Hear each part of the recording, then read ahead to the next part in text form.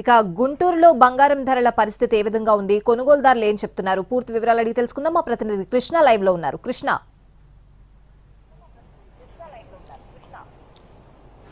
Thank you. ప్రస్తుతం బంగారు రేట్లు అయితే హెచ్చుతగ్గులు గణనీయంగా జరుగుతున్నాయి. గడిచిన సంవత్సరంతో పోల్చుకుంటే దాదాపు గ్రాముకి 1000 రూపాయలు పైగా పెరిగినటువంటి పరిస్థితి. ఈ నేపథ్యంలో బంగారు షాపు యజమానులు కొంతమంది ఉన్నారు, అదేవిధంగా వినియోగదారులు కూడా ఉన్నారు. ఏ రకంగా బంగారు దానికి సంబంధించినటువంటి రేట్లు ఉన్నాయో తెలుసుకుందాం. ఇప్పుడు చెప్పండి, గడిచిన కొద్ది రోజులుగా చూసుకుంటే బంగారు రేట్లు పరిస్థితి ఎట్లా ఉంది? చాలా దారుణంగా పెరుగుతున్నాయి సార్ రేట్లు కూడా. కష్టం ఎవరు నాకు బేరం కూడా కావట్లేదు సరిగ్గా. అంటారండి కాదు సార్, అంటే ఎట్లా ఉన్నాయి రేట్లు, ఎలా ఉన్నాయి, ఎలా పెరుగుతున్నాయి?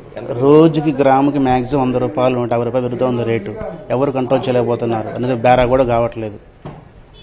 ఒకరోజు బోని కూడా అవ్వట్లేదు అసలు. కస్టమర్స్ ఎవరు అంత ప్రిఫర్ చేయట్లేదు అసలు. గోల్డ్ అంటే మిడిల్ క్లాస్ వ్యక్తి ఎవరు కొనలేకపోతున్నారు. ఉన్న వాళ్ళు తప్ప లేని వాళ్ళు షాప్కి రావడం లేదు అసలు.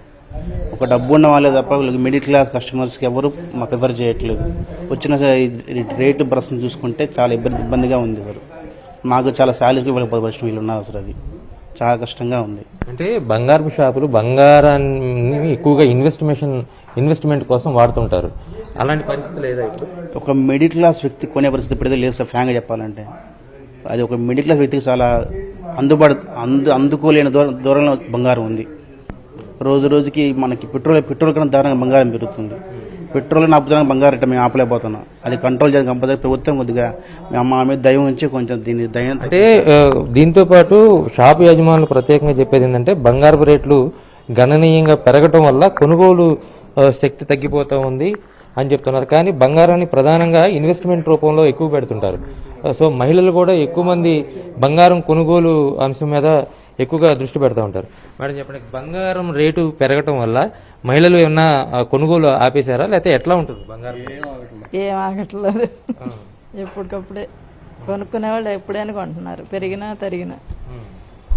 గడిచిన సంవత్సరంతో పోల్చుకుంటే ఇప్పుడు రేట్లు ఎలా ఉన్నాయి? పెరిగినాయి కదా, పెరుగుతున్నాయి, మళ్ళీ తగ్గింది అంతే. పాత బంగారం ఉందండి, ఆ బంగారం అమ్ముకోవాలంటే ఈ రేటుకి దీని పర్సంటేజ్ మీద అడ్జస్ట్ చేసి తీసుకుంటారు కదా.